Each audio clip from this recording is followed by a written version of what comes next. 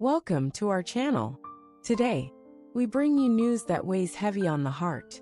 Some truly remarkable people have recently left this world. In this video, we will share their stories, their legacy, their final chapters. As a sign of remembrance and in support of their memory, please subscribe, leave a like, and share your thoughts in the comments. Your simple action can help others hear their stories and keep their memory alive. We won't delay any longer. Let's begin this tribute to those we've lost. On April 29, 2025, in Charleston, South Carolina, the world lost Olivia Katherine Monroe, a pioneering American scientist, environmental activist, and educator, whose groundbreaking work changed the global conversation about climate responsibility. She passed away quietly in her childhood home, the very place where she had first gazed at the endless southern skies and dreamed of saving the earth. Olivia was born on August 13, 1947, in Savannah, Georgia, to a modest family of farmers. Her father tended the soil with tireless hands. Her mother kept a one-room library for the local community. From them, Olivia inherited both a profound reverence for nature and an unyielding respect for knowledge. Childhood summers spent wandering through fields, forests, and marshlands instilled in her a deep emotional bond with the natural world, a bond that would later become the backbone of her life's mission. When she was 10 years old, a devastating flood swept through their town, destroying homes and crops. Olivia saw firsthand how human vulnerability was intertwined with nature's fury.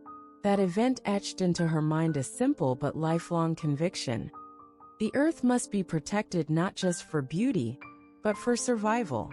She earned a scholarship to the University of North Carolina, Chapel Hill, where she studied environmental science. Her mentor, Dr. Evelyn Grant, a legendary figure in conservation biology, recognized Olivia's rare ability to connect empirical research with public mobilization.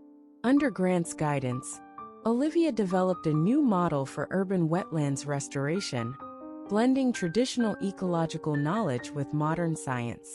In 1978, at the age of 31, Olivia launched the Southeastern Sustainability Project, the first regional initiative aimed at restoring degraded coastal ecosystems through community-led efforts.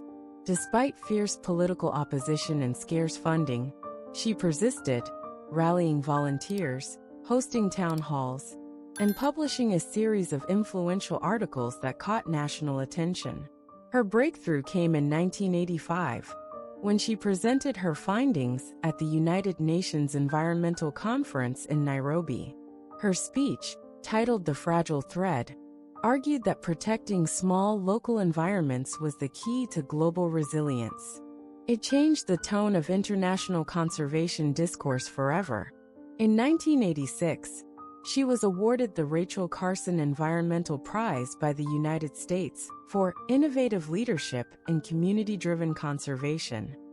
The award elevated her from a regional activist to an international figure, opening doors to partnerships with global organizations and inspiring young scientists around the world. Throughout her career, Olivia remained fiercely independent. She refused lucrative offers from major corporations, choosing instead to found her own nonprofit, Earthwoven Alliance, in 1992. Earthwoven helped over 200 rural communities across the United States reclaim their natural habitats while creating sustainable economic opportunities. Despite her many successes, Olivia faced setbacks. In the late 90s, she battled severe burnout after a failed federal project she had championed was dismantled by political changes. During this difficult period, she withdrew from public life, returning to Charleston to care for her aging mother and reflect on her next steps. It was during these years of quiet that she wrote her seminal book, Roots Beneath Our Feet, a contemplative exploration of humanity's dependence on fragile ecosystems. which won the National Book Award for Nonfiction in 2003. Privately, Olivia was introspective and tender-hearted. She never married, but had a long-term partnership with fellow environmentalist Dr. Maria Torres. Their relationship, though often long-distance due to their respective fieldwork, was described by friends as a dialogue between two rivers, sometimes running parallel, sometimes braiding together. At home, Olivia kept a wild garden where native plants grew untamed, and she loved restoring antique birdhouses.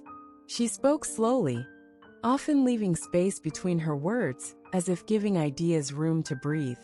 She collected river stones from every place she visited, believing each held a memory worth preserving. Her public persona, the fiery, eloquent defender of Earth, contrasted sharply with her private shyness and preference for solitude. She believed action mattered more than applause. Among her most quoted phrases were, "Saving a forest starts with saving a seed. Hope is a verb with muddy boots. We are not stewards of nature, we are its most fragile offspring." In her final years, Olivia continued to work quietly, mentoring a new generation of environmental leaders. Her students, among them world-renowned ecologists and climate policy architects, often spoke of her as the soul behind their missions.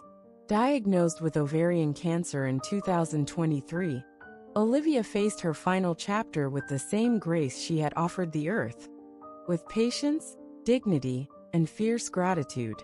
In her last public letter she wrote, "May we all be better ancestors than guests." Her final days were spent in the home her father had built, surrounded by the songs of marsh birds and the scent of honeysuckle. She passed away at sunrise, just as the tide rolled in. A fitting farewell for a woman who had lived her life according to the rhythms of the natural world. Olivia Catherine Munro left behind not just memories, but an entire era embodied in her writings, ideas, and students. On April 30th, 2025, in Austin, Texas, the world mourned the passing of Thomas Everett Chandler, a groundbreaking American musician, songwriter, and educator, whose work forever altered the landscape of American folk and blues music. He passed away in the same city, where he had first taken the stage with only a borrowed guitar and a pocket full of unfinished songs. Thomas was born on February 16, 1948, in Jackson, Mississippi. He grew up in a small wooden house on the outskirts of town, the youngest of 5 siblings. His father, a carpenter, and his mother, a church choir leader, instilled in him a profound respect for craftsmanship, faith, and the healing power of music. The sounds of gospel choirs, Delta blues, and the crackle of old radio broadcasts filled his childhood, weaving themselves into the fabric of his soul. Life was not easy. At the age of 13, Thomas lost his older brother to a factory accident, a tragedy that left a permanent fissure in his heart and ignited a need to give voice to suffering through music. As he once said, "A song, if honest enough, can carry grief better than silence ever could."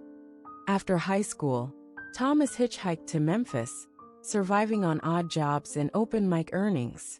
He was discovered by legendary blues guitarist Robert "Slim" Carver, who became his mentor and first real teacher.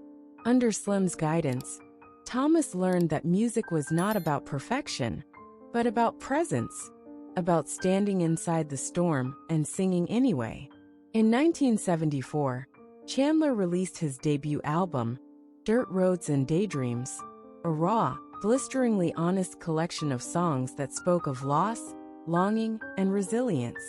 Though it received little mainstream attention, the album became a cult classic among musicians and music critics alike. His intricate guitar fingerpicking, husky voice, and poetic lyrics were described by Rolling Stone as the sound of dust swirling under an endless sun. Throughout the 1980s and 90s, Thomas pioneered what would later be called New Americana, blending traditional folk, blues, and roots music with contemporary storytelling. His 1987 album Shadows on Main Street earned him a Grammy Award for Best Contemporary Folk Album, finally bringing him into the national spotlight. In 2004, the United States honored him with the National Endowment for the Arts National Heritage Fellowship for preserving and innovating the American musical tradition. The award shifted public perception of Thomas from cult figure to national treasure. However, success came with struggles. Thomas battled severe stage fright for much of his career. It led to canceled tours, abrupt disappearances from public life, and bouts of deep depression. He spent long stretches living quietly in rural Texas, far from the spotlight, writing songs no one would hear for years. His personal life mirrored his art, beautiful, imperfect, and marked by deep emotion. Thomas married painter Rebecca Lane in 1979. Their union was passionate but turbulent, strained by Thomas's emotional volatility and endless touring. They divorced after 10 years, but remained close friends until her death in 2015.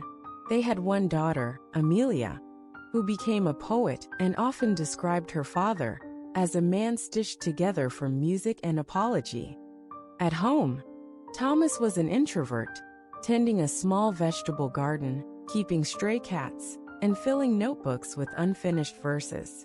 He collected vintage harmonicas and believed deeply in the restorative power of nature and solitude. Despite his fame, Thomas never lost his sense of humility. He performed countless benefit concerts, established the Chandler Folk Music Scholarship for low-income students in 2008, and mentored dozens of young musicians who now carry forward his legacy. Among his most beloved sayings were, "Sing your scars, not your victories." "The truest music is made when nobody is clapping." "Hope is a cracked window, not a door." In his later years, Thomas was diagnosed with chronic obstructive pulmonary disease, likely the result of a lifetime spent in smoky bars and dusty roads. Nevertheless, he continued to write and perform small, intimate shows where his voice, though weakened, held even greater depth and sincerity. His final public performance took place at the historic Cactus Cafe in Austin, 3 months before his death. Sitting under a single soft light, Thomas played The Longest River, his very first song, as the audience wept quietly. In his last interview, conducted just weeks before he passed, he said, "A good song is a place you can rest when the world wears holes in you. I hope I built enough places for folks to rest." Thomas Everett Chandler left behind not just memories, but an entire era embodied in his writings, ideas, and students. Christopher Catesby Harrington, known to the world as Kit, was born on December 26, 1986 in Acton, a humming patchwork of London's western outskirts.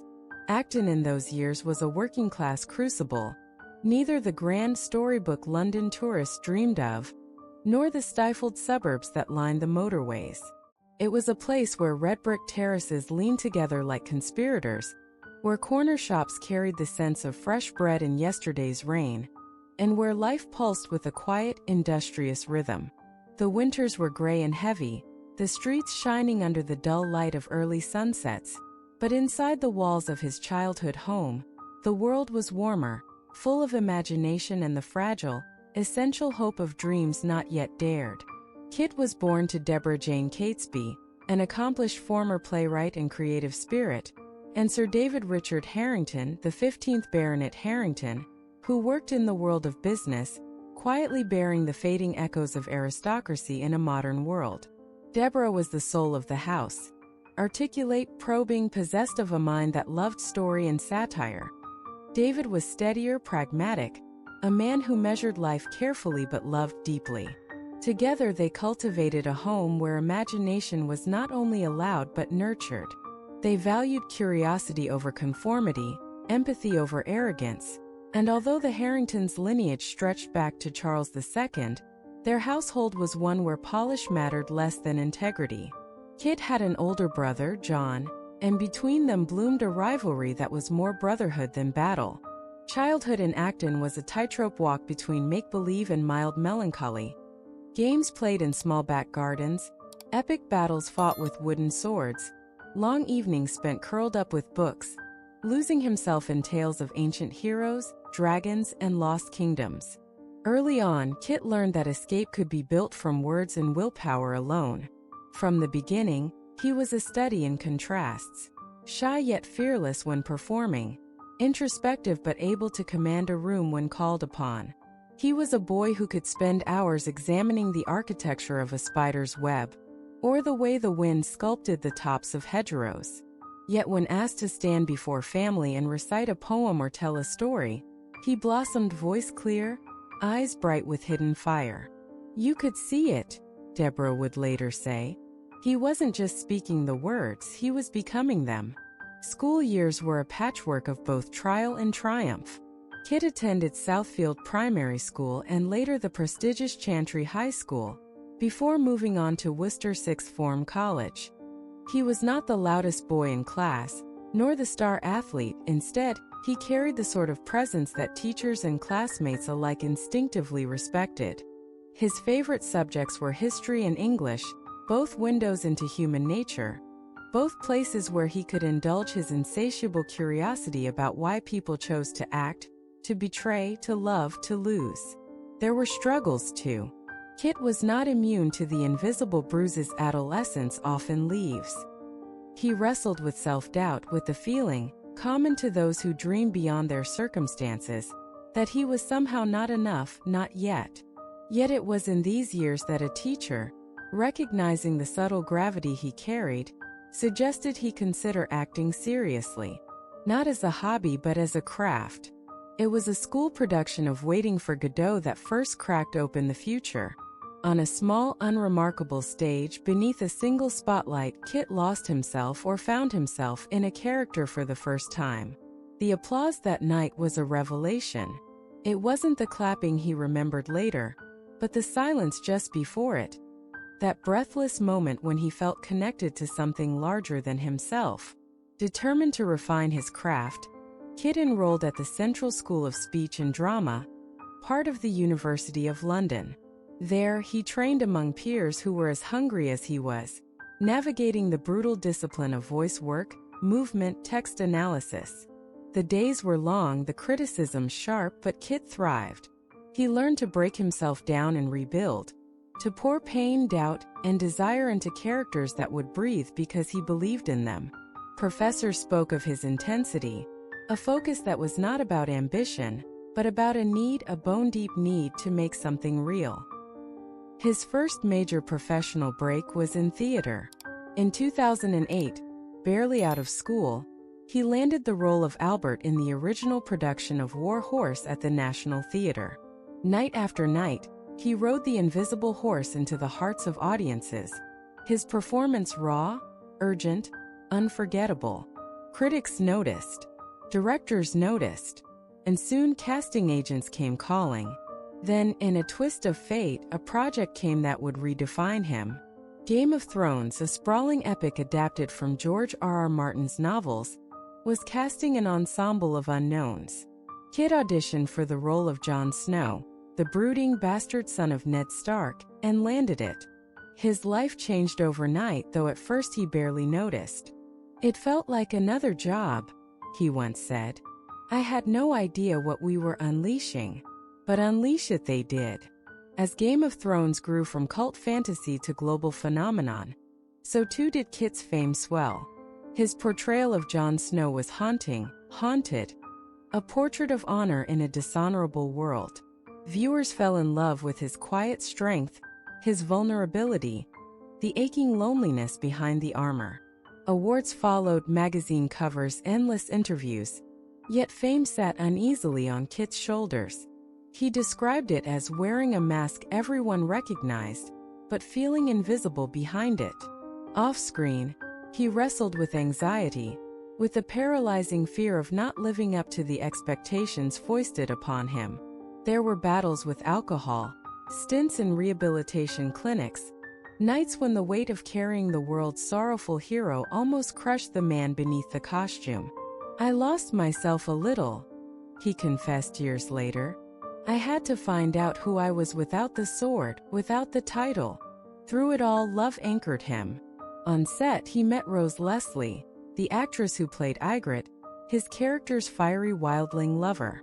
Art and life entwined. They fell in love, married in a quiet ceremony in Scotland, and later welcomed a child, a son, into the world. Parenthood brought a new gravity, a grounding.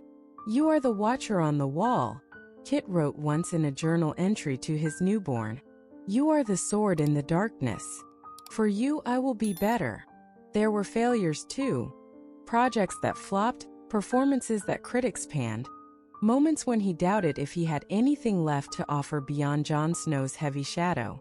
But each time he returned to the work, to the essential act of becoming, breaking, becoming again. In his later years, Kit retreated somewhat from the spotlight. He chose roles carefully, theater again, indie films, voice work that let him disappear and reappear on his own terms.